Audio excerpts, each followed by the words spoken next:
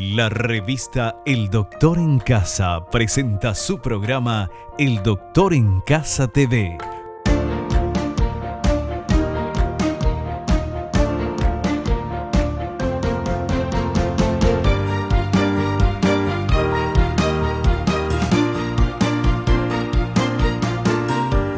Con el patrocinio de Punto Pharma, tu salud y belleza.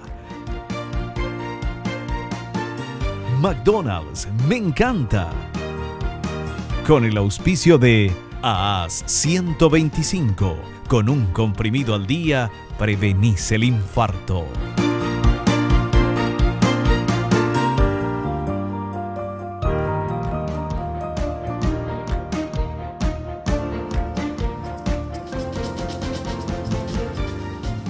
Hola, ¿cómo están todos? Muy, pero muy bienvenidos. Esto es El Doctor en Casa. En el programa de hoy vamos a hablar de un virus que se llama Zika, con Z, el virus Zika. Nuestro invitado es el doctor Edgar Ortega, él es especialista en medicina interna e infectología clínica, que nos va a explicar un poquito de este virus.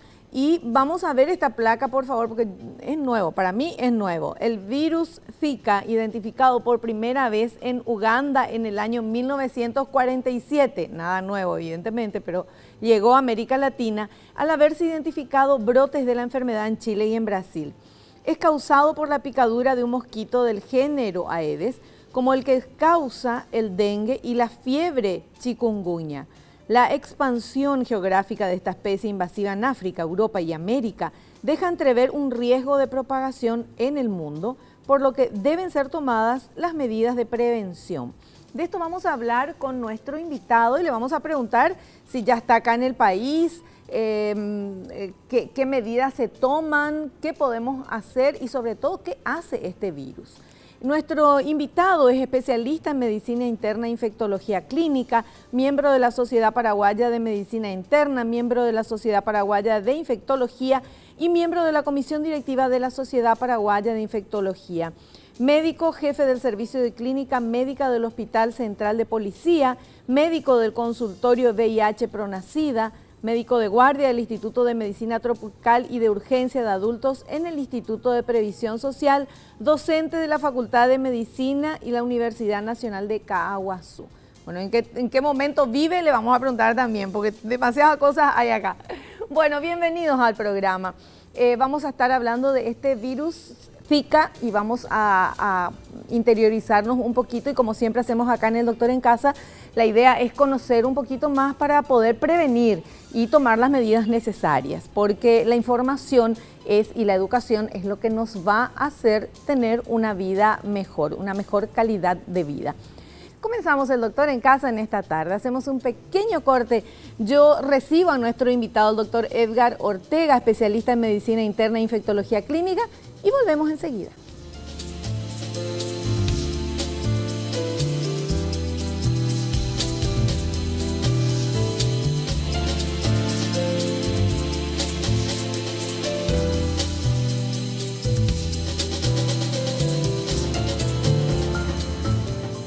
Ya estamos con nuestro invitado, el doctor Edgar Ortega, especialista en medicina interna e infectología clínica. Doctor Ortega, ¿cómo le va? Bienvenido al programa, ¿cómo está? Muy bien, muchas gracias por la invitación, un gusto estar en su programa. Bueno, un placer tenerlo acá y vamos a hablar de este virus, que yo decía un virus nuevo, después veo que es de 1947, o sea, no es nada nuevo, pero por lo menos al oído nos suena como una novedad. El virus Zika, con Z. ¿Tenemos este virus, doctor, acá en Paraguay? No, por suerte no lo tenemos Gracias aún. a Dios, sí. Pero tenemos la desventaja que en nuestro país tenemos las condiciones climáticas ideales y tenemos el vector para que de alguna manera, si entrase el virus, se pueda propagar, ¿verdad? Porque es una enfermedad para países de países tropicales, Claro, ¿verdad? claro. Y tenemos acá la Aedes aegypti presente. Claro, porque decíamos que justamente se transmite por la picadura de un mosquito del género Aedes, que eso Sí, ya lo tenemos. ya lo tenemos. Tenemos el clima tropical. Sí. Gracias a Dios no tenemos este virus, pero tenemos que estar atentos y vamos a conocer un poquito más.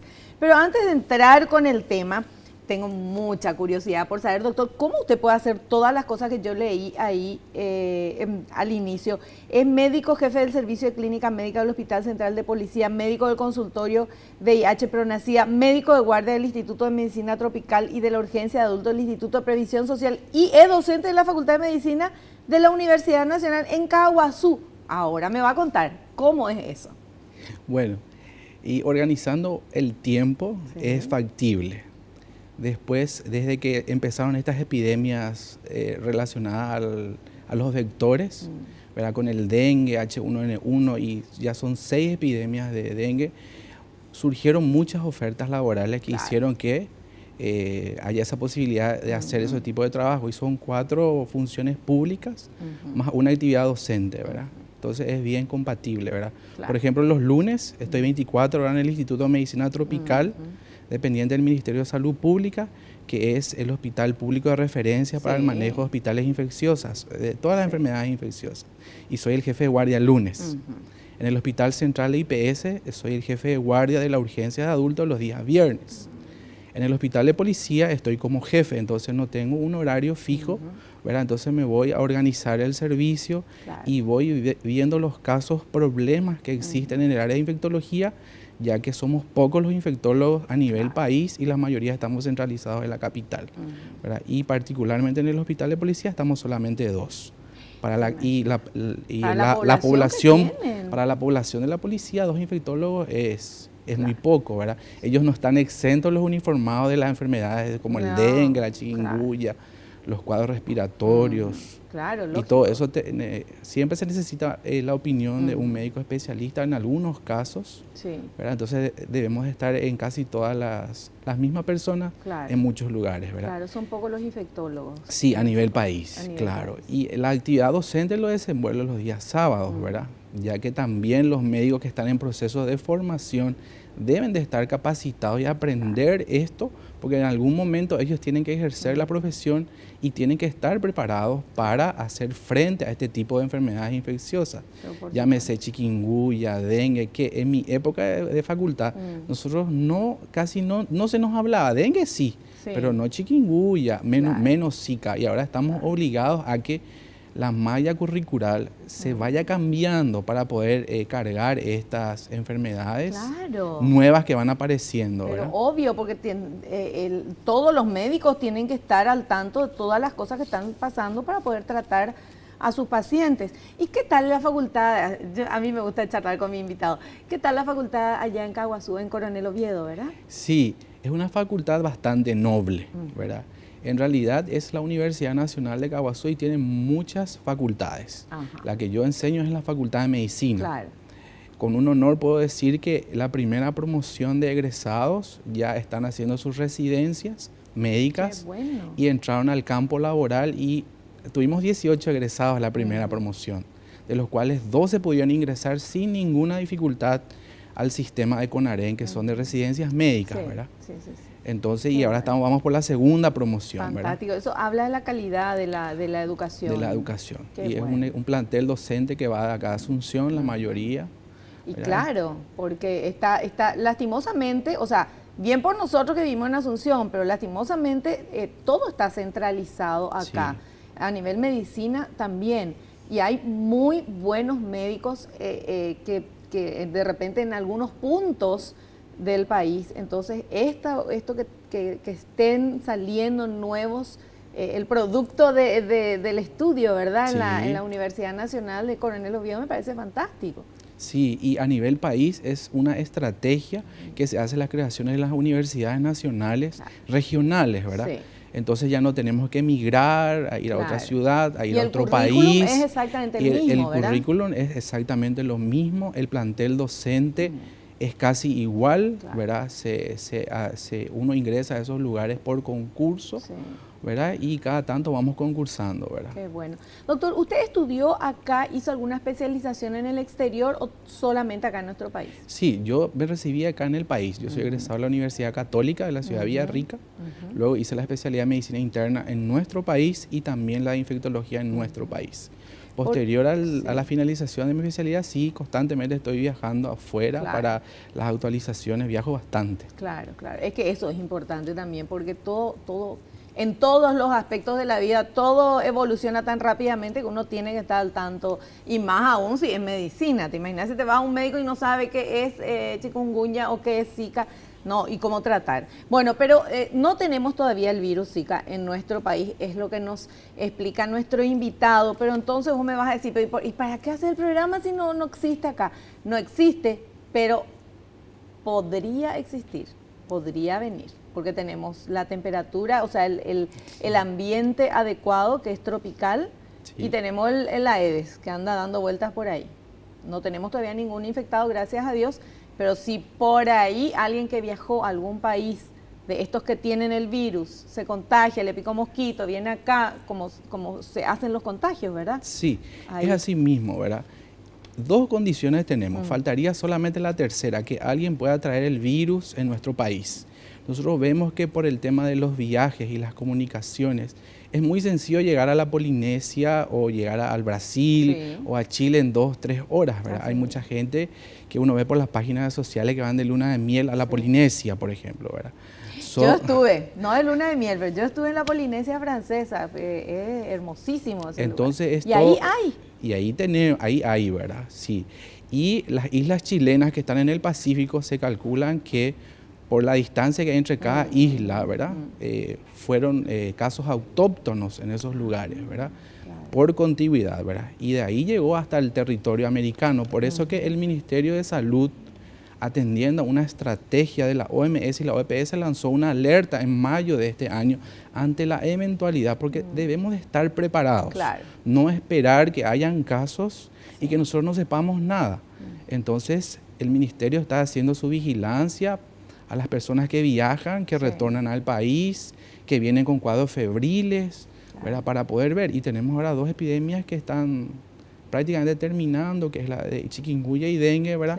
Pero ante la posibilidad de que haya también esta enfermedad, la del Zika. Y el virus Zika, que además usted ya dijo fiebre, pero ¿qué otro síntoma da a la persona que tiene? Posterior a la picadura de la Aedes aegypti, y si esta Aedes aegypti contiene el virus del Zika, ¿verdad? Pasa a tener un periodo de incubación de 1 semana aproximadamente, en donde el paciente está totalmente asintomático, es decir, no tiene ningún síntoma. Posterior empiezan los dolores musculares, los dolores articulares, la fiebre, puede aparecer una inyección conjuntival, pueden aparecer lesiones en piel parecidas al rash, ¿verdad? Esos son los síntomas. ¿Verdad? Sí. Son unas cositas rojas. Sí, así es, ¿verdad? Y entonces, esos casos debemos de investigar la etiología, la causa, que no siempre puede ser infecciosa, pero en nuestro país es una obligación descartar la causa infecciosa porque es lo que más tenemos. Claro, ¿verdad? Porque eso, por ejemplo, tener fiebre y te duelen las articulaciones, de repente tenés unas cositas rojas, puede ser síntoma de otra enfermedad también, que no ¿verdad? sea infecciosa. Que no sea infecciosa. Sí. Pero uno tiene que acudir al médico, por eso que es importante cuando decimos vayan al médico, que les revisen, vayan al centro de salud, no solamente para que les revisen y ustedes se puedan curar, sino también para que se tome nota de qué es lo que está sucediendo con la población, de manera que el Ministerio de Salud pueda estar previniendo algún brote, por ejemplo, de Zika. Es así mismo, ¿verdad? Cuando un paciente consulta con esos síntomas, estamos obligados todos los médicos que hacemos asistencialismo o que estamos enseñando de llenar una ficha de notificación obligatoria en la cual se ponen los datos del paciente, la dirección del paciente, si tuvo un viaje fuera del país de hace 15 días antes, ¿verdad? Entonces esos datos orientan muchísimo a tomar las medidas correctivas para hacer el bloqueo si es que diagnosticamos o confirmamos que este caso es un caso de Zika o también para otras enfermedades que son infectocontagiosas, ¿verdad? Transmitidas por vectores, llámese dengue, chikungunya, puede ser malaria, cualquiera de esas enfermedades que tienen síntomas muy semejantes, pero que tenemos que ir descartando, ¿verdad? Claro. Bueno, de esto vamos a hablar en el programa de hoy, del virus Zika. Zika, pero viste que nosotros no pronunciamos la Z muchas veces, del virus Zika, que tenemos un material, no sé si entra en este bloque, sí, podemos ver el origen y los brotes previos de este virus. Origen y brotes previos. El virus del Zika fue descubierto en 1947 en Uganda, África Oriental. En los bosques de Zika se detectó en un mono rhesus. Confirmaron la infección en seres humanos en Uganda y Tanzania en 1952, pero fue en 1968 que se logró aislar el virus con muestras provenientes de personas en Nigeria. Análisis genéticos han demostrado que existen dos grandes linajes en el virus, el africano y el asiático. En 2007 se registró la infección en la isla de Yap, que forma parte de Micronesia. Fue la primera vez que se detectó fuera de su área geográfica original, África y Asia. A finales de octubre de 2013 se inició un brote en la Polinesia Francesa, en el que se identificaron 10.000 casos. De ese total, aproximadamente 70 fueron graves. Los pacientes desarrollaron complicaciones neurológicas como la meningoencefalitis y autoinmunes como la leucopenia. En febrero de 2014, las autoridades chilenas confirmaron un caso de transmisión autóctona en la isla de Pascua. En 2015, se confirmó la circulación del virus en Brasil, tras identificarlo en 16 muestras en Bahía y Río Grande del Norte. Sí. Bueno, ¿está correcto ese informe, Sí, doctor? está correcto. Está muy cerca, porque cuando decimos África y la isla de Pascua, es poca la gente que ha conocido esa isla, que es bellísima, entre paréntesis, pero ahora Brasil, Sí, nuestro vecinito. podemos ver que la epidemia empezó al África, pero después se propagó a las islas del Océano Pacífico. Nosotros sabemos que geográficamente Chile tiene varias islas que le corresponden, que están en el Océano Pacífico, y ahí el primer brote más cercano a América, ¿verdad? Claro. De allí los otros focos que se detectaron fueron en Bahía, en Brasil, ¿verdad? Ahora bien, estos casos fueron investigados porque ahí tenían una epidemia de dengue, también de chikungunya, y las pruebas, los testeos daban negativo para estas enfermedades, pero los pacientes presentaban síntomas similares, pero más benignos. Entonces, dentro de los testeos salió un flavivirus compatible con el virus del Zika, ¿verdad? Bueno, entonces eso nos hace estar alerta porque ya está acá, en América. Sí, y esa fue la estrategia que hizo la OPS y la OMS a nivel de las Américas. Porque como le dije, primeramente tenemos un clima que favorece los criaderos, la propagación del vector, la proliferación del vector, ¿verdad? Y el clima cálido, ¿verdad? Entonces necesitamos que simplemente haya alguien que tenga esta enfermedad y que sea picado por el mosquito que tenemos en nuestros domicilios algunas veces para que se desate una epidemia nuevamente, ¿verdad? Mismo. Y no hay vacuna, no hay nada de No, eso, hasta el momento no tenemos vacuna. El tratamiento es solamente sintomático y tomar medidas de precaución. Y de eso vamos a hablar. Vamos a hablar a la vuelta. Tenemos que hablar muchas cosas sobre este nuevo tema que todavía no está en nuestro país, pero que podría estar. Me recuerda cuando hacíamos el programa con otro invitado sobre el tema de chikungunya, que todavía no había en el país y nos explicaba, pero está cerca, o sea, se podría dar y bueno, lastimosamente se dio. Entonces, por eso es mejor prevenir. Tenemos que tratar de matar a todos los mosquitos existentes y evitar que se propaguen, es la mejor manera. Pero vamos a seguir hablando a la vuelta del corte.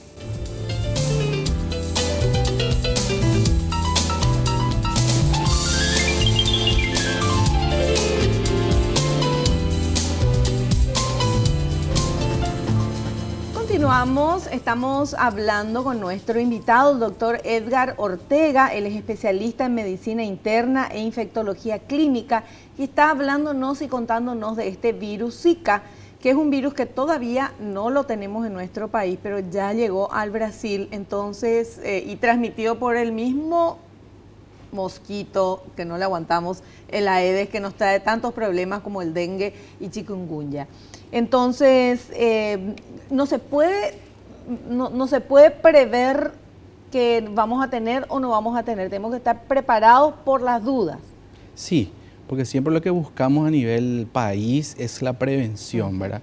Y si no lo podemos prevenir porque las condiciones no se dan, es que las instituciones de salud y el personal de blanco esté preparado, capacitado y también las instituciones, ¿verdad? Para recibir el probable aluvión de personas que pueden contraer la enfermedad por el tema de las lluvias, el calor y la excesiva cantidad de mosquitos que tenemos en nuestro país. Claro. ¿Verdad? Y hay que pensar, bueno, está en el Brasil, en Bahía, pero de ahí puede ir a cualquiera de las ciudades de Brasil, porque justamente alguien que está en Bahía se va a Río de Janeiro, a San Pablo, a otro lugar, a Foz do Iguazú. Una persona que está en el Brasil picada por el mosquito que ya tiene el Zika viene a Paraguay y ahí se arma el lío. Es una posibilidad, porque uno con 2 o 3 horas de vuelo de San Pablo ya puede llegar a Bahía, ¿verdad? Claro. Y puede ser picado por uno de los mosquitos que en esos lugares lo tienen, ¿verdad? Posterior a una semana puede estar retornando a su país, o a nuestro país en este caso, realizar sus actividades normales y bruscamente empieza a hacer fiebre. Claro. Entonces es una posibilidad, y en donde el dato epidemiológico del viaje reciente es muy importante para nosotros, lo que hacemos en infectología y a nivel del ministerio, para poder hacer bloqueo y evitar la propagación, hacer el aislamiento del caso, ¿verdad? Y hay gente, yo estaba pensando, bueno, cuando lleguen las vacaciones, mucha gente seguramente se ve a Brasil o de Brasil acá, pero no solamente en el tema de vacaciones, hay gente que trabaja y que el propio trabajo hace que viaje. No sé, los pilotos de avión, las azafatas, los comisarios a bordo, la gente, los ejecutivos, los camioneros. O sea, hay un montón de personas que están constantemente viajando. Sí. O sea, no hay una frontera de decir, no, ahí nomás está, acá no va a venir esto, ¿verdad? Prácticamente no existe más esa barrera que anteriormente había. Ahora por el tema de los vuelos, la cantidad de vuelos que hay, ¿verdad? Prácticamente en Europa o en Asia puede estar en 12 horas, en 18 horas, mismo, ¿verdad? Sí. Entonces es muy sencillo que esto se propague. Y Brasil, Chile están acá. La Copa América fue en Chile, ¿verdad? Entonces mucha gente viajó de Paraguay, ¿verdad? Sí. Por suerte no se tuvo una epidemia en ese lugar, pero se estuvo latente, el ministerio estuvo latente por estrategias a quienes hayan ido y vinieron febriles o tuvieron fiebre una semana después de haber retornado de ese país. Ahora, doctor, si la persona tiene fiebre y tiene todas estas cosas y no se va al médico, se automedica nomás y se queda nomás en su casa, el ministerio no se entera. Sí, eso es una triste realidad en nuestro país, que esperan que se complique muchas veces o que el cuadro febril haya pasado por una semana. Prácticamente entonces cualquier enfermedad, y más aún estas infecciosas, pueden hacer estragos en el cuerpo del paciente y ya es muy difícil poder resolver médicamente, ¿verdad?, el daño que causó en el cuerpo del paciente, ¿verdad? Por eso siempre se preconiza, ¿verdad?, la consulta precoz cuando un paciente tiene fiebre, y el médico general, el que está en la guardia, ¿verdad?, o en los centros de referencia, es capaz de discriminar: este paciente tiene complicación, se puede complicar. Vos volvés mañana, volvés en 48 horas, vos no tenés complicaciones, vas a volver en 3 días por consultorio. Lo que nosotros vemos es que acudieron más a los empíricos muchas veces, a lo que le dice la vecina o a lo que le dijo un farmacéutico, se automedica y al final son síntomas muy parecidos a otras enfermedades que muchas veces al propio profesional le cuesta distinguir y hacer el diagnóstico. Imagínense a la población normal, ¿verdad? Claro. Entonces, sí, vos tenés fiebre y tenés, qué sé yo te puedo decir, no, esto es fiebre y tenés un sarpullido, qué sé yo, cualquier cosa, ¿verdad? Y sin embargo, ya es el virus. Claro, y la automedicación es otro de los problemas, ¿verdad? En las enfermedades infecciosas como esta hay medicamentos de uso muy corriente que no se deberían de usar porque pueden complicar la evolución, como el ácido acetil salicílico, ¿verdad? Que no deberíamos de usar en estas enfermedades virales, infecciosas que probablemente se complican con algún sangrado que podrían empeorar, pero es muy frecuente, es de venta en despensas, en el almacén del barrio, ¿verdad? Entonces la gente se automedica, ¿verdad? Bueno, hay que tener muchísimo cuidado con esto. Enseguida le vamos a preguntar al doctor qué pasa cuando una persona tiene el virus de Zika, cuál es la evolución, qué es lo peor que puede pasar. Pero ahora tenemos este material que habla de tiempo de incubación del virus Zika. Vamos, por favor.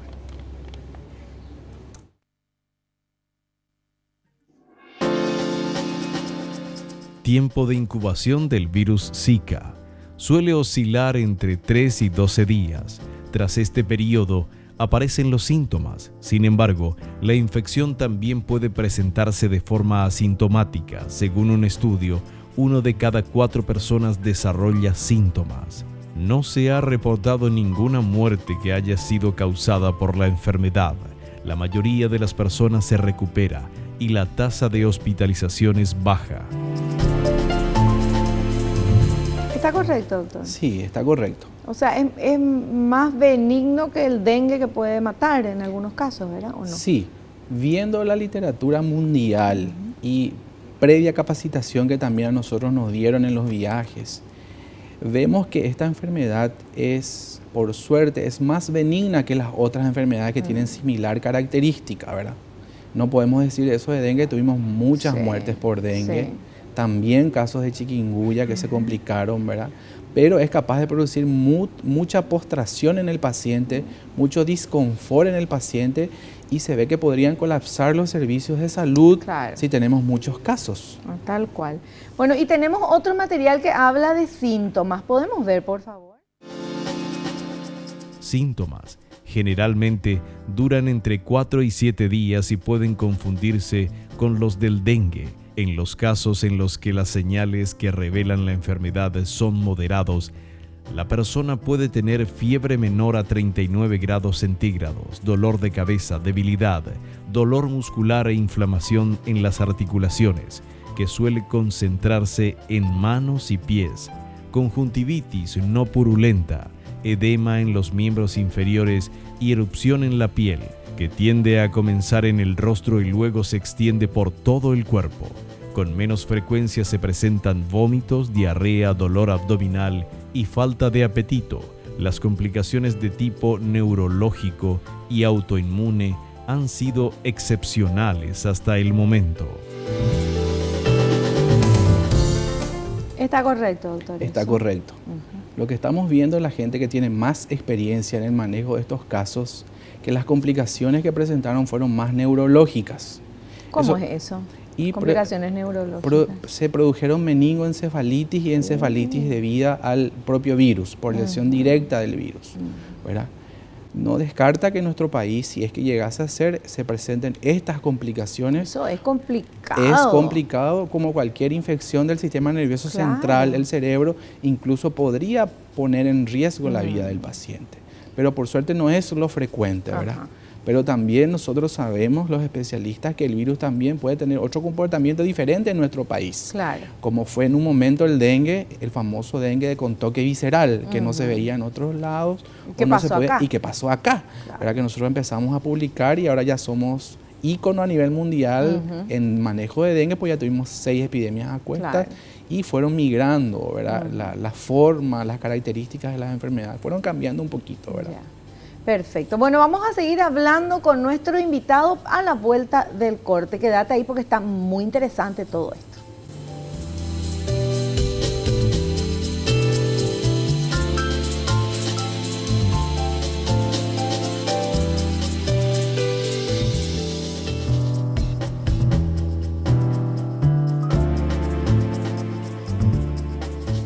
Muy bien, nosotros continuamos, aquí estamos charlando con el doctor Edgar Ortega, especialista en medicina interna e infectología clínica.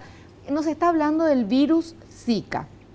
Ese virus, vamos a aclarar, todavía no lo tenemos en nuestro país, gracias a Dios, pero puede ingresar en cualquier momento, por eso es importante que sepamos, o sea, obviamente que los médicos, ¿verdad? Pero que nosotros también podamos entender un poquito y ver por qué es tan importante cuando tenés fiebre o lo que sea, ir a una consulta médica, sea en el Ministerio de Salud, sea en IPS, sea en alguna clínica o con tu médico particular, que tome los datos y sobre todo el tema de si viajaste o no viajaste. Todo esto es muy importante.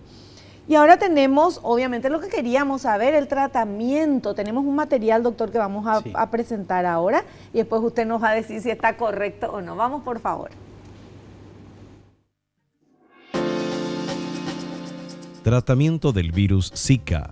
No hay una vacuna ni un tratamiento específico, solo un manejo sintomático que consiste en descansar y tomar acetaminofén o paracetamol para el control de la fiebre.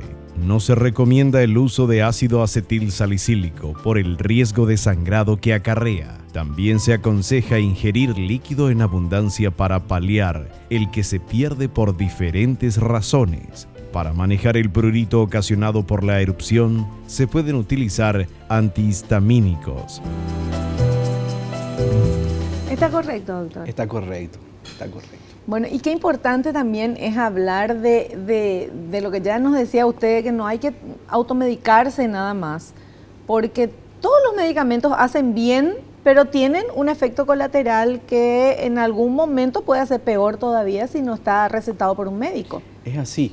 Si nosotros vemos los prospectos de cada medicamento, probablemente no vamos a seríamos incapaces de tomar. Sí. Pero ahí está la inteligencia o que nosotros estuvimos formados para eso, para poder discernir a qué paciente dar y a qué no. Claro. Y si aparecen algunos de esos efectos adversos, tratar de cambiar o contrarrestar por otra droga. Lo que ocurre es que muchas veces, como le dije, la gente se automedica con una de las drogas que está contraindicada en estos casos. Entonces, en vez de mejorarle, le empeora e incluso su vida puede correr riesgo. Entonces, por eso que recomendamos la consulta precoz para decidir cuál es la medicación más correcta, ¿verdad? Y tratar de orientarle al paciente si puede presentar alguna complicación que ponga en riesgo su vida, ¿verdad? Claro. Algunas comorbilidades, porque sabemos que los seres humanos somos muy dinámicos. Hay pacientes que tienen, aparte de las infecciones, pueden tener algunas enfermedades de base como la hipertensión, la diabetes, la obesidad, que puede complicar un poquito la evolución de estas enfermedades, ¿verdad? Claro, claro, por supuesto. Bueno, y es muy importante todo esto porque muchas veces, a lo mejor te pasó a vos como a mí, de repente estamos medio afiebrados, tenemos un poquito de fiebre, no les damos bolilla, decimos, no, ya me va a pasar ya algo. Y tenemos que ir al médico, aunque nos cueste, hay que ir al médico, porque una fiebre, unas manchitas, una cosita roja o qué sé yo, algo, el cuerpo te está avisando que hay algo que no está funcionando bien, ¿verdad? Puede no ser este virus, pero puede ser otra cosa. Y generalmente, doctor, no nos queremos ir al médico, son seraites, ¿verdad? Entonces no nos queremos ir. Esa es una práctica común, es una práctica común y lastimosamente hasta ahora no tenemos esa consulta precoz. Y yo creo que más pasa por la parte educativa, ¿verdad? Claro. A pesar de que estos programas son muy instructivos, ¿verdad? El ministerio hace estrategias, aún la gente es resiliente a ir a consultar precozmente, ¿verdad? Claro. Entonces, es lo que nosotros pedimos, ¿verdad? Para evitar las muertes, las complicaciones, las intervenciones. Muchas cosas se pueden evitar con una consulta precoz, ¿verdad? Así mismo. Y ahora justo vamos a hablar de eso. Tenemos un material que habla de prevención. Vamos a ver, por favor, señor director. Prevención. Las medidas de prevención pasan por la eliminación o destrucción de los criaderos del mosquito, evitar conservar el agua en recipientes, tapar los tanques o depósitos de agua de uso doméstico, evitar acumular basura, tirarla en bolsas plásticas cerradas y mantener en cubos cerrados, destapar los desagües que pueden dejar el agua estancada. Como la transmisión ocurre por la picadura de un mosquito, se recomienda el uso de mosquiteros y la instalación de mallas antimosquitos en puertas y ventanas. Se deben utilizar repelentes y ropa que cubra las extremidades para que haya menos posibilidades de sufrir una picadura. ¿Está correcto eso, doctor? Está correcto. Sí. Y encima con nuestro clima, que llueve un poco, termina la lluvia, un poquito de frío, a lo mejor fresquito, vuelve el calor y ahí parece un ataque de los mosquitos porque aparecen cada vez más grandes. Sí, es así. Pero como ve, como no tenemos un tratamiento específico y el mosquito no lo podemos erradicar, sí nosotros podemos colaborar evitando o tomando alguna medida como el uso de repelentes, las personas que van haciendo ejercicios, hacen actividad física o que van a viajar de pesca o van a ir a zonas boscosas, usar las ropas adecuadas para minimizar los espacios donde puede ser picado por el mosquito de la Aedes, ¿verdad? Claro. Y esas zonas que no pueden ser cubiertas, usar el repelente, ¿verdad? Si uno va a hacer un viaje al extranjero y sabemos que hay una epidemia circulante, transmitida por vectores, llámese Zika, llámese chikungunya, llámese dengue, usar repelentes. Si uno va de vacaciones a las islas del Pacífico, ¿verdad? Sí, qué felicidad. Qué felicidad, ¿verdad? Pero después la felicidad que no venga febril, ¿verdad? Entonces usar repelentes adecuados, los protectores correspondientes, ¿verdad? Y notificar para que las autoridades sanitarias puedan tomar las medidas del caso para hacer el bloqueo, ¿verdad? Claro. Perfecto. Bueno, tenemos preguntas de la gente, porque estamos en redes sociales y hay mucha curiosidad sobre este tema, obviamente, porque es algo nuevísimo. Vamos a ver quién está ahí y cuál es la consulta. Claudia de Coronel Oviedo dice, ¿puedo contagiarme varias veces con el virus Zika? Bueno, cuando tenemos una epidemia, ¿verdad? Solamente durante la epidemia probablemente una sola vez, ¿sí?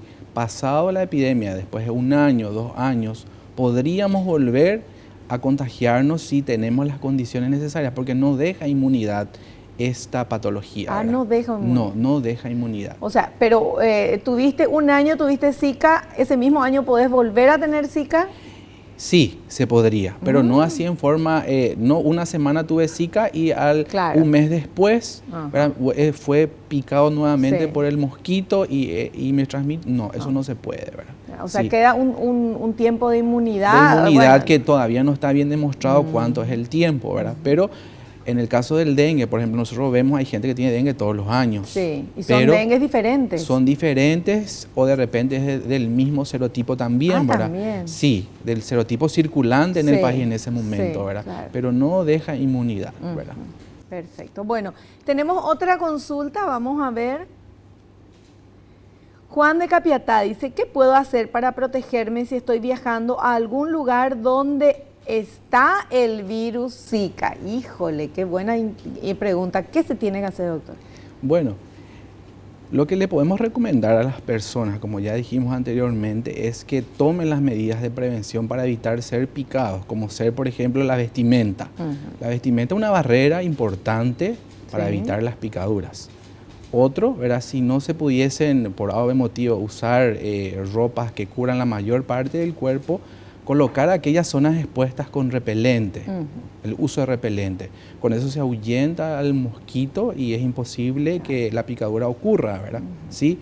Si nos vamos de vacaciones, ¿verdad? El uso también de repelente en esas zonas, ¿verdad? Claro. O si estamos en una zona endémica, ¿verdad? En nuestro país o en otro país, ¿verdad? Poner un tejido a las ventanas, a las puertas, para que el mosquito no colonice su domicilio. ¿Verdad? Que esté afuera de la casa pero no dentro. Claro. Esas serían las medidas. Tratar de evitar el mosquito. Sí. O sea, cualquier tipo de mosquito no lo podemos diferenciar, ¿verdad? No lo podemos diferenciar. Es muy difícil hacer, este es una Aedes, este es un albopictus, no lo podemos hacerlo, ¿verdad? Y muchas veces ni siquiera nos damos cuenta que nos ha picado, ¿verdad? Sí, entonces, cierto. Bueno, perfecto, doctor. Nosotros llegamos...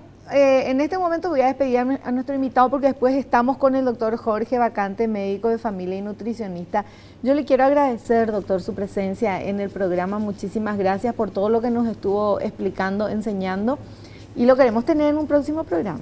Estamos a las órdenes en lo que ustedes deseen para tratar de ayudarle en el programa y que también llegue esta información a la población, ¿verdad? Es muy importante para nuestro país. Por supuesto. Bueno, y saludos a sus alumnos de Coronel Oviedo, entonces. Les voy a decir. Dale, perfecto. Muchísimas gracias, doctor. Vamos a hacer un pequeño corte a la vuelta. Estamos con el doctor Jorge Vacante.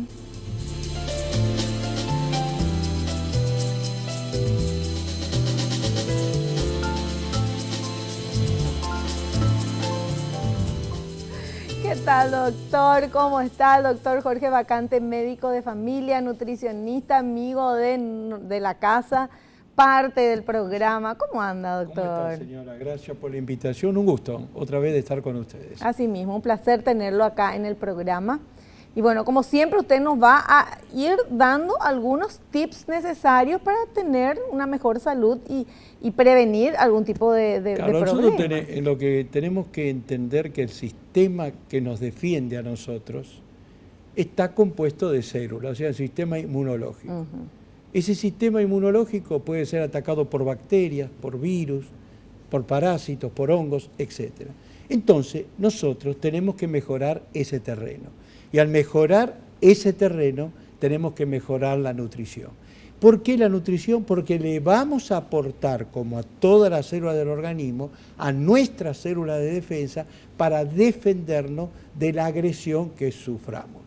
Porque acá es importante la bacteria, el virus, el parásito, etcétera, pero muy importante es el terreno.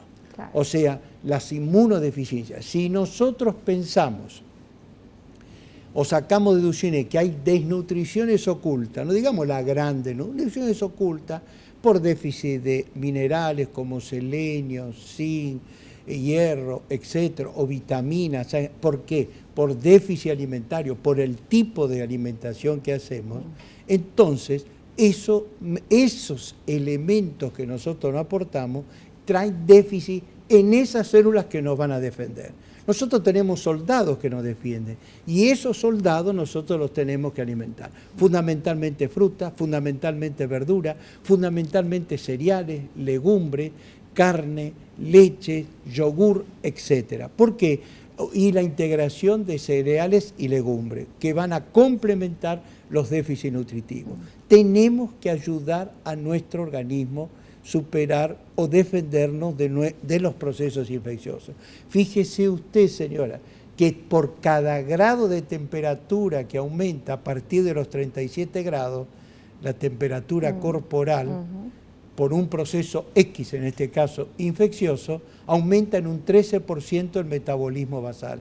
Nosotros tenemos que compensar esos déficits, claro. Tenemos que evaluar bien. Hidratar al paciente, lo debemos hidratar. Cuidar de que no se exceda, que esa hidratación no tenga abundante cloruro de sodio, o sea, sodio, sal.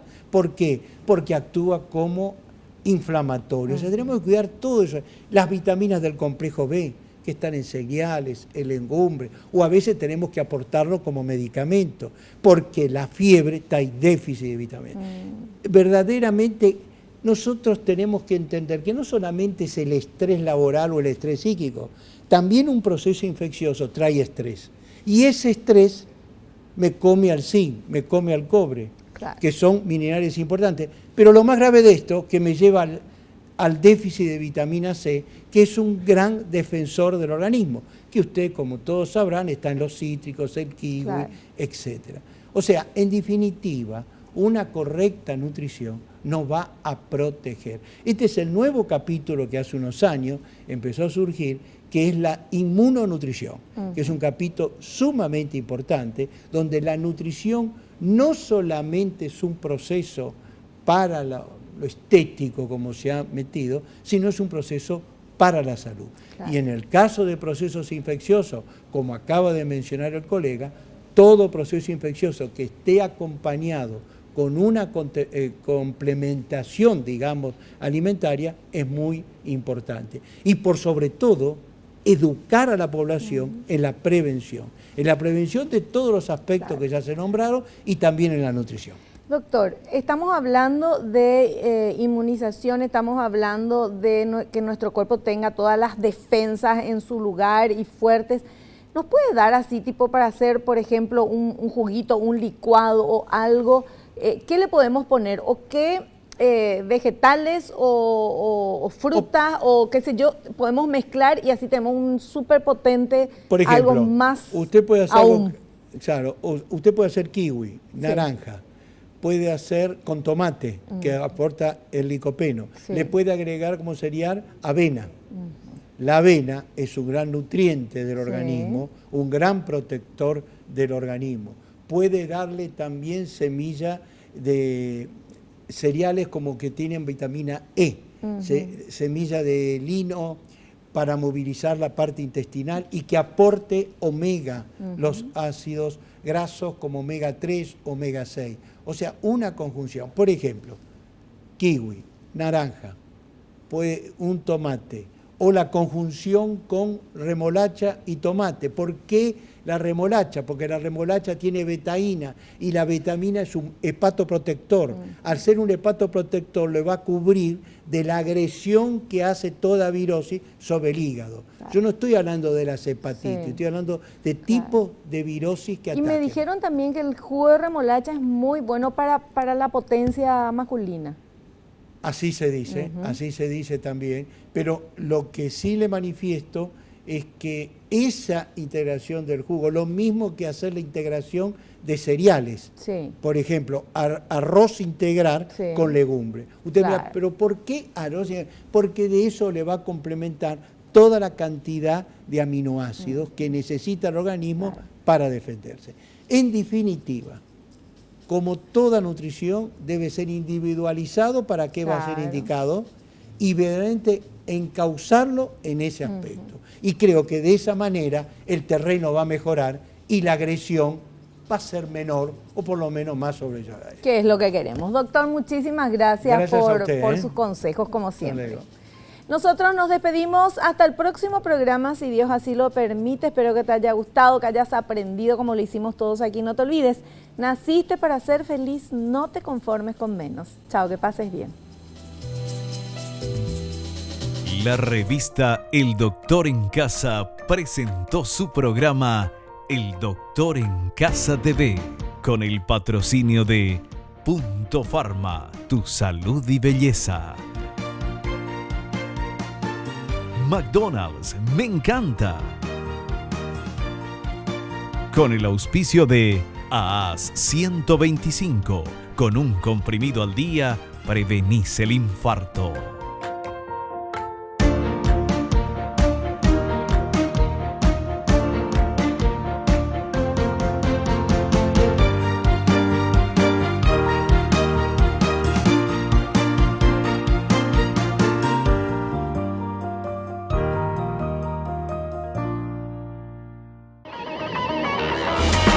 Fue una realización de Alicante.